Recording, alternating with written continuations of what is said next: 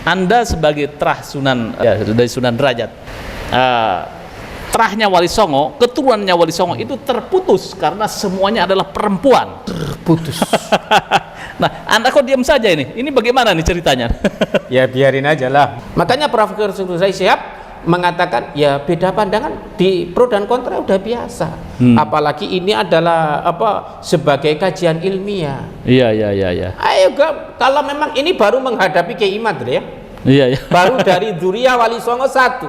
Bagaimana kalau dzuriyah para kiai-kiai yang sangat besar itu kemudian juga meneliti? Untung saja ini nggak dibasul masail kan. Khawatir nanti kalau dibasul masail walhasil Iya. kan bahaya. Iya. Jadi kita itu seakan-akan dipaksa untuk mempercayai mereka. Dan kemudian Wali Songo adalah benar-benar terputus.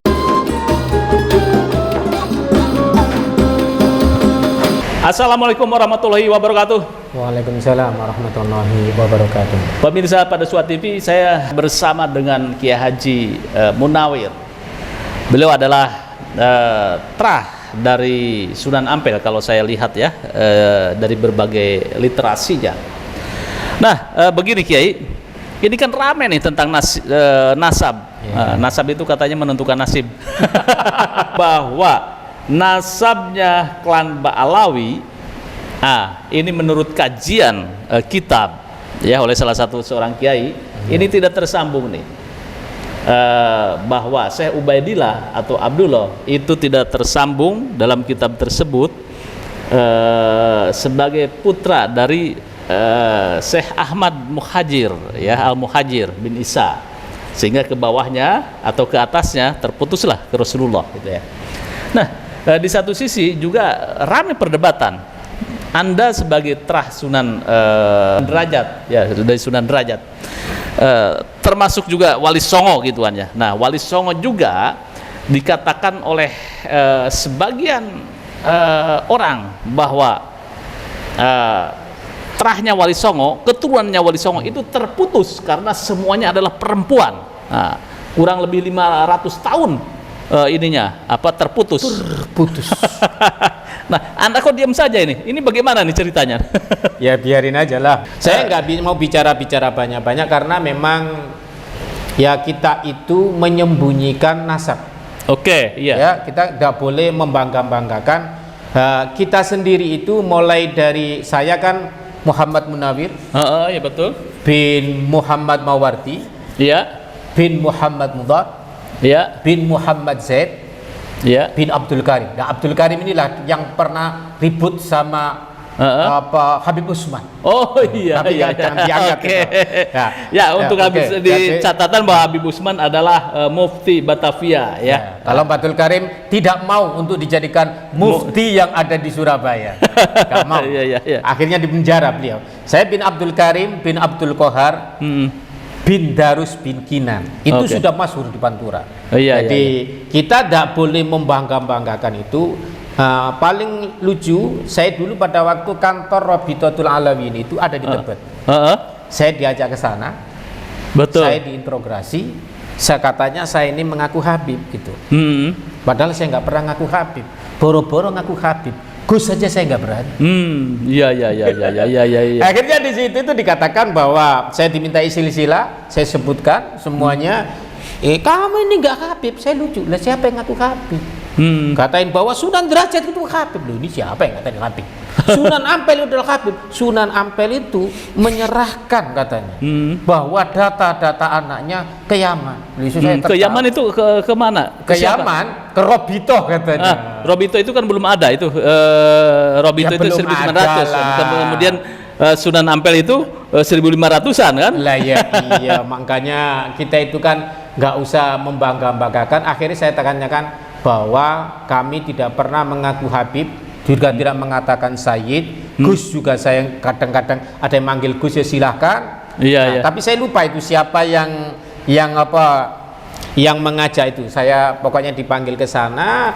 Saya kemudian bahwa Mbah Sunan Derajat itu kalau dikatakan sebagai Habib, makomnya nggak ada tulisan apa-apa. Oh gitu. Nggak ada. Di makomnya Mbah Sunan Derajat. Kita udah biasa masuk situ itu udah biasa.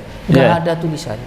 Nggak ada tulisan Sayyid Sayyid atau macam-macam, Habib, nggak ada. Raden, nggak ada. Ya, oke. Kalau Sunan Derajat itu ya, Sunan Derajat atau Sunan Ampel, itu masuknya ada yang mengatakan sebagian buku-buku ya, mengatakan bahwa jalurnya adalah ke Ba'alawi itu ya. Yang sebenarnya ini menurut catatan Anda dan keluarga, ini Sunan Ampel atau Sunan Derajat itu dari mana nih asal muasalnya, klannya? Jadi begini ya, jadi Mbah Sunan Derajat itu punya anak Siddiq, yaitu dan kemudian daripada terasa ya, Maulana Siddiq. Maulana Siddiq punya bapak nama Sunan Derajat, Sunan Derajat punya bapak namanya Sunan Ampel, Sunan Ampel namanya Ibrahim. Nah Ibrahim kemudian menikahlah punya bapak namanya Jamaluddin Al-Akbar Al-Husaini yang kemudian dikenal namanya Jumadil Kubro. Oh iya. Ini ada Jumadil Kubro, ini adalah menantunya Sultan Turki, Sultan Muhammad I. Oke, wah subhanallah. Namanya Fatimah. Fatimah ya? Iya, tapi nggak pernah kita ngomong kita keturunannya Sultan Turki. Enggak, kita itu. Gitu. Oh, jadi yang benar gitu dari terah ibu itu ke Kesultanan Turki. Ke Turki. Dari jalur perempuan itu sudah ada ke Turki dan juga ada ke Syekh Abdul Qadir Jailani. Oke, iya. Ini saya buka lo ya. Tapi betul. hal-hal ini bukan untuk kesombongan. Oke. Ya. Jadi seperti buku-buku ini ada beberapa perintah jangan dibaca oleh orang sembarangan. Anak saya saja nggak boleh saya membaca. Oke, iya. Kemudian dari jalur Bapak itu kemana itu?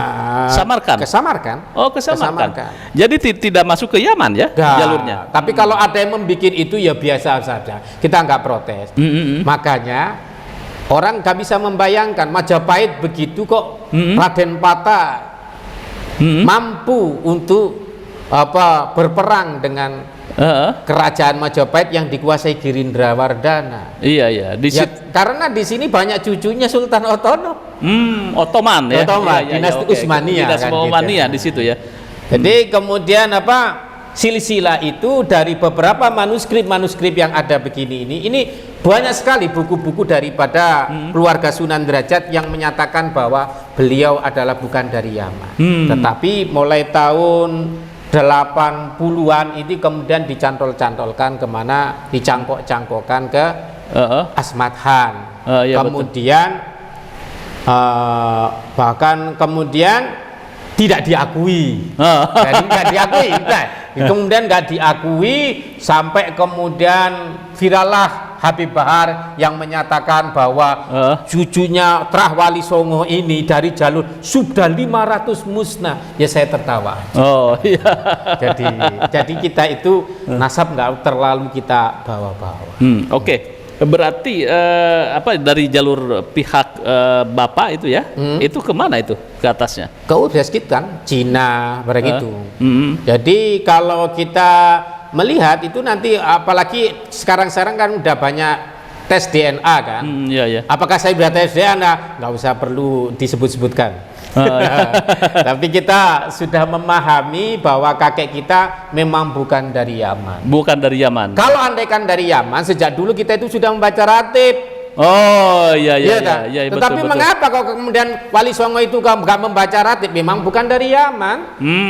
Tapi sekarang ini mulai tahun 2000-an ini orang-orang mengenal ratib. Iya. Kemudian sekarang ini kemudian kembali lagi ke wiritannya para wali 9. Kayak seperti saya tadi itu adalah wiritannya Mbah Sunan Derajat. Iya, jadi ciri khasnya memang dari Wali Songo adalah torikoh gitu ya. Torikoh.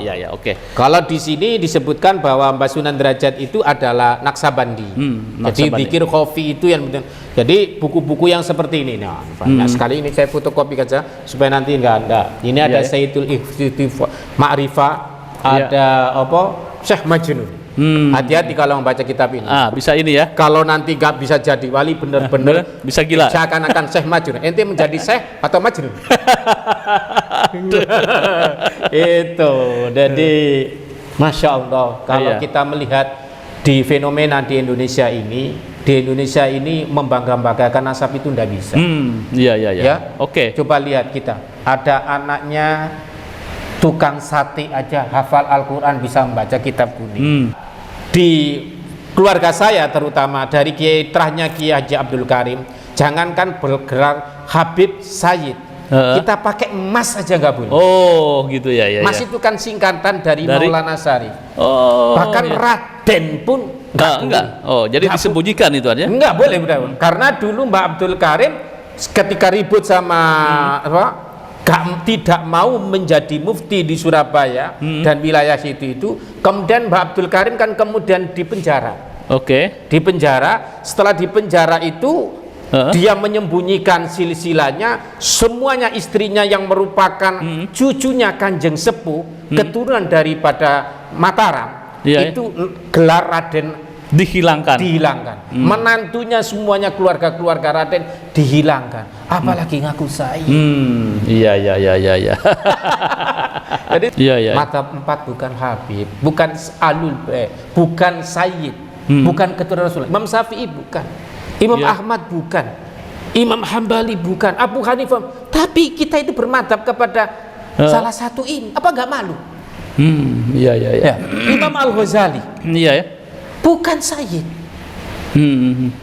bukan Syarif, tapi keilmuannya bisa menandingi. Betul. Menandingi. Siapa yang nggak kenal kitab Ihya Ulumuddin? Apa nggak malu? Iya. Penggagas akidah Ahlussunnah wal Jamaah, Al-Maturidi, Al-Asy'ari bukan keturunan Rasulullah SAW. Bukan itu terkonfirmasi. Bukan. Jadi yang menjadi kan yang terkonfirmasi sebagai ahli Sayyid atau Syarif kan Syekh Abdul Qadir Al-Jailani. Iya. Itu udah masyhur ya. Udah masyhur. Jadi kita itu nggak usah mengadakan nasab. Ini menarik memang tentang nasab habaib, dan sampai sekarang walaupun sudah reda gitu ya, memang ini menjadi sebuah pembelajaran bahwa persoalan nasab habaib memang ada yang mempersoalkan. Begitu ya. Gituan ya. Jadi makanya Prof. Sulaiman Syihab mengatakan ya beda pandangan di pro dan kontra udah biasa. Apalagi ini adalah sebagai kajian ilmiah. Iya. Ayo kalau memang ini baru menghadapi Kiai Imad ya.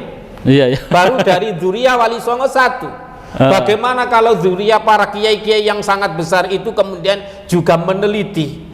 Untung saja ini nggak dibasul masail kan. Khawatir nanti kalau dibasul masail walhasil Iya. kan bahaya. Iya. Jadi kita itu seakan-akan dipaksa untuk mempercayai mereka. Dan kemudian Wali Songo adalah benar-benar terputus.